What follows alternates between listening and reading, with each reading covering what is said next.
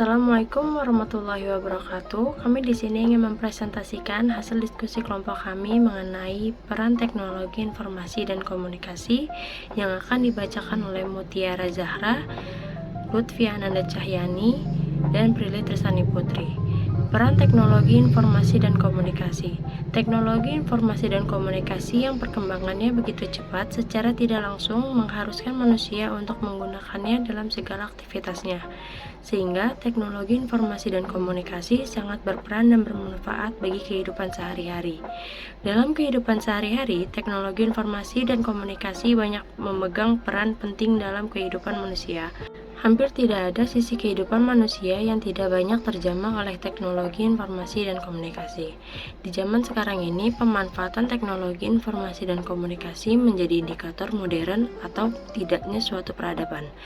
Keuntungan penggunaan TIK antara lain: 1. Memudahkan orang dalam berkomunikasi dan memperoleh informasi. 2. Membuka peluang bisnis baru. 3. Mendorong timbulnya proses demokrasi. 4. Meningkatkan kualitas dan kuantitas layanan publik. 5. Meningkatkan informasi kesehatan jarak jauh atau telemedicine. Berikut ini peran TIK dalam berbagai bidang. A. Peran TIK dalam bidang industri dan manufaktur. Dalam bidang industri, komputer digunakan pada proses perencanaan sebuah produk baru melalui program desain seperti Computer Aided Design atau CAD. Gunanya agar produk yang diinginkan dapat dirancang secara cepat, mudah, dan memiliki ketepatan yang tinggi. Sebagai contoh, untuk menggambarkan bentuk desain mobil dibutuhkan waktu yang lama dan relatif sulit apabila dilakukan secara manual. Akan tetapi, dengan program CAD atau misalnya Auto CAD, semua ini dapat teratasi. Bahkan program ini dapat menggambarkan bentuk nyata sebuah desain mobil dilihat dari berbagai sudut atau 3 dimensi. B. Peran TIK dalam bidang kesehatan. 1. Memudahkan dalam pencarian data pasien. 2. Meningkatkan komunikasi antara dokter, perawat, dan para medis lainnya. 3.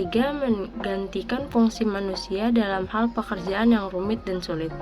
Contohnya adalah sistem berbasis kartu cerdas atau smart card dapat digunakan juru medis untuk mengetahui riwayat penyakit pasien yang datang ke rumah sakit, dan digunakan robot untuk membantu proses operasi pembedahan serta penggunaan komputer pencitraan 3 dimensi. Selanjutnya saya akan menjelaskan peran teknologi dan komunikasi. Yang C itu ada peran TIK dalam bidang militer. Kemajuan pesat teknologi informasi secara khusus diimplementasikan dalam konsep yang disebut perang informasi atau information warfare yang menjadi landasan penting bagi pengembangan doktrin militer di masa yang akan datang. Dengan demikian, teknologi informasi akan sangat berpengaruh terhadap bidang militer dan dapat dilihat dari banyak sisi.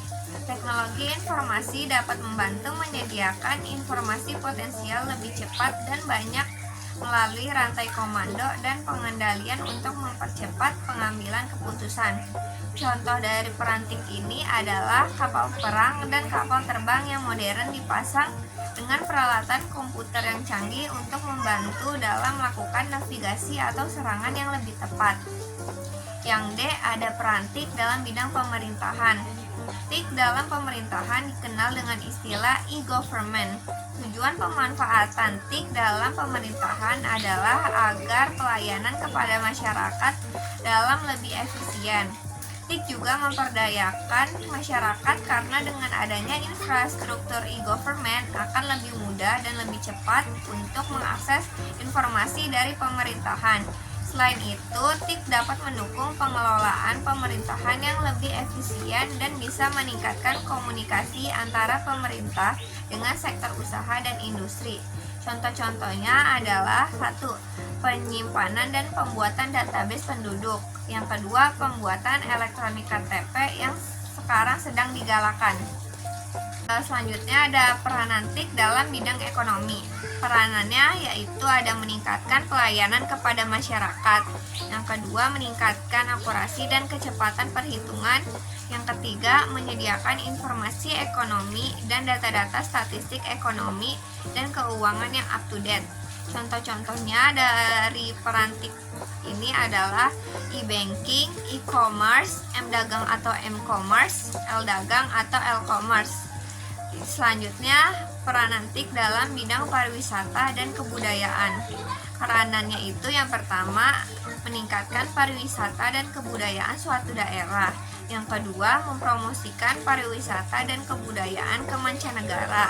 Yang ketiga, meningkatnya kesadaran masyarakat terhadap pariwisata. Yang keempat, meningkatnya jumlah kunjungan wisatawan mancanegara dan domestik. Yang kelima, meningkatnya diverifikasi produk wisata yang kompetitif.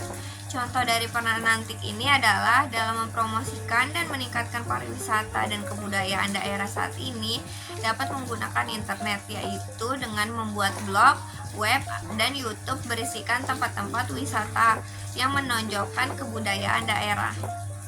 Selanjutnya yang G, perantik dalam bidang politik. Peranantik dalam politik terutama dalam pemungutan suara. Contohnya adalah pemungutan suara yang dikenal dengan istilah e-voting.